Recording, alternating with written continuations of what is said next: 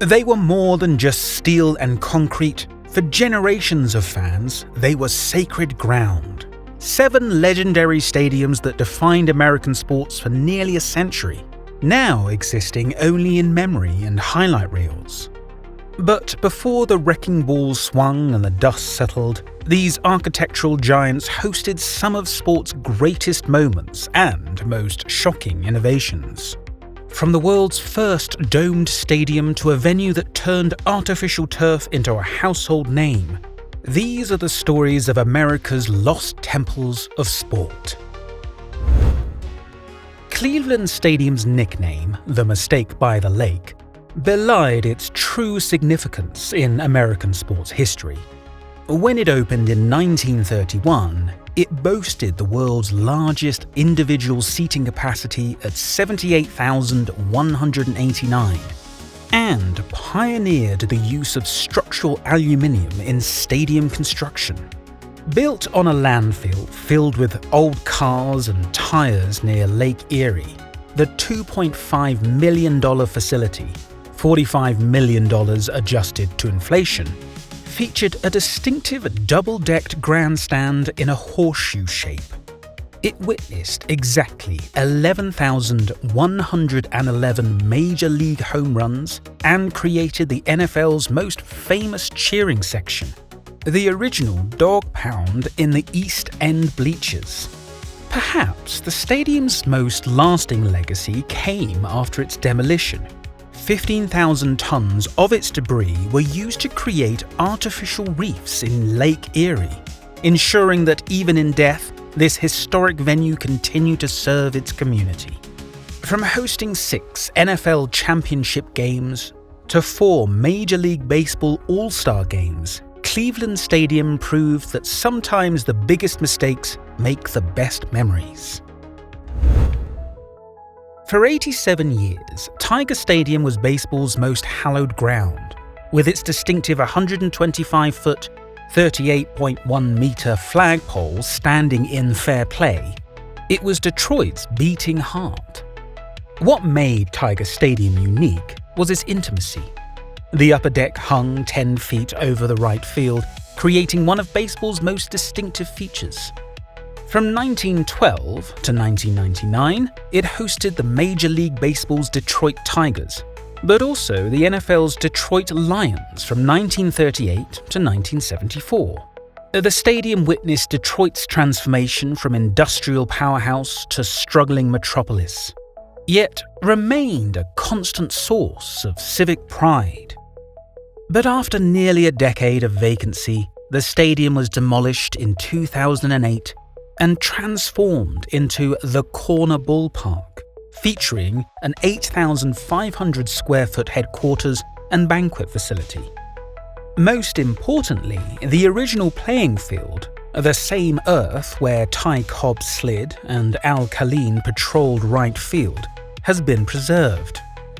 Today, while the structure is gone, the spirit lives on at the Corner Ballpark, offering new generation of Detroit's youth the chance to play on the same hallowed ground where legends once roamed. San Francisco's Candlestick Park was where nature met sport in dramatic fashion. Built entirely of reinforced concrete like a giant Lego set, the Stick was famous for its swirling winds that turned routine flyballs into adventures and kept fans reaching for their jackets even in August. Named after the candlestick birds, long-billed curlews, that once populated the area, the stadium's history reads like a highlight reel of American culture. It hosted the Beatles' first concert in 1966, witnessed Willie Mays' 3,000th hit, and held more Monday Night Football games than any other NFL stadium. The park's design was as unique as its location. Architect John Bowles, a former archaeologist, incorporated roof designs inspired by Mayan ruins at Chichen Itza. Though its experimental radiant heating system proved ineffective against the bay winds, Candlestick's steep grandstands offered unmatched views of both the game and San Francisco Bay. Texas Stadium's most famous feature was something it lacked: a complete roof.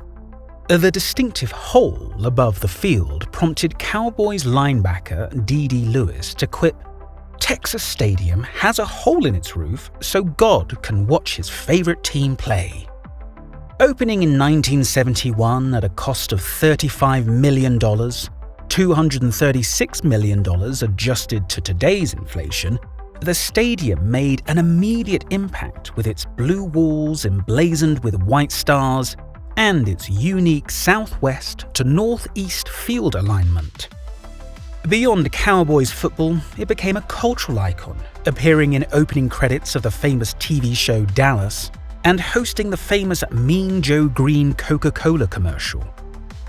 The stadium's versatility was legendary. From Billy Graham crusades to high school football championships drawing nearly 50,000 fans, the Texas Stadium embodied the grandeur of Texas sports. Even its demolition in 2010 became a spectacle when 11-year-old Casey Rogers won the contest to push the button that brought down this iconic structure.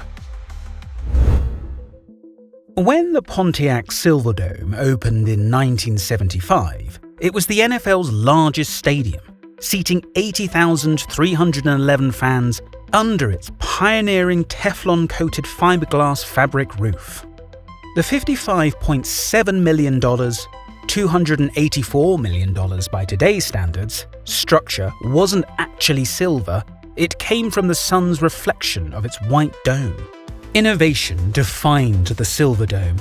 Its air-supported roof design revolutionized stadium architecture, though it wasn't without drama, surviving a severe collapse in 1985.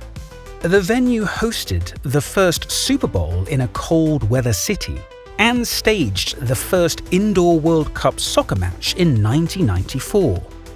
From Lions football to Pistons basketball, from Pope John Paul II's visit to Metallica's thundering concerts, the Silverdome was Michigan's most versatile venue. Yet perhaps its most memorable moment came at its end, when it stubbornly refused to fall during its first demolition attempt in 2017. A fitting finale for a stadium that defied conventions. When it opened in 1965, the Houston Astrodome was a true engineering marvel. Rising 208 feet, 63.4 meters, into the Texas sky, it could fit an 18-story building inside its 710-foot, 216.4-meter diameter dome. But it wasn't just its size that earned it the nickname the eighth wonder of the world. The Astrodome was humanity's first fully enclosed air-conditioned stadium, featuring 4,007 skylights in its spectacular dome. It also introduced AstroTurf to the world. This artificial playing surface would go on to change sports forever. Inside, fans marveled at the Astrolight, the world's first animated scoreboard, while players like Satchel Paige called it a pitcher's paradise. The $35 million facility, equivalent to $303 million now, didn't just host the Astros, Oilers, and Rockets, it became a symbol of human innovation, even serving as a shelter for Hurricane Katrina victims in 2005. With its distinctive, wave-shaped upper rim design that earned it the nickname the Big Sombrero, Tampa Stadium helped transform a football backwater into a major league city. Built for just $4.1 million in 1967, $33.5 million today, its steep grandstands and unobstructed views made it a model NFL venue. The stadium's impact on Tampa Bay sports was immeasurable. It hosted the region's first NFL team, the Buccaneers, introduced professional soccer with the Rowdies, and brought 2 Super Bowls to the area. Even rock royalty made history here. Led Zeppelin set an attendance record for a single artist when 57,000 fans packed the venue in 1973. Before its demolition in 1999, the stadium's influence extended beyond sports. The venue's legacy lives on through Raymond James Stadium, but the Big Sombrero will always be remembered as the house that built Tampa Bay sports. These 7 stadiums represented more than just venues for sport. They were innovations in engineering, catalysts for community, and witnesses to history. While modern facilities may offer more amenities and comfort, these lost cathedrals of sport helped shape American culture for nearly a century.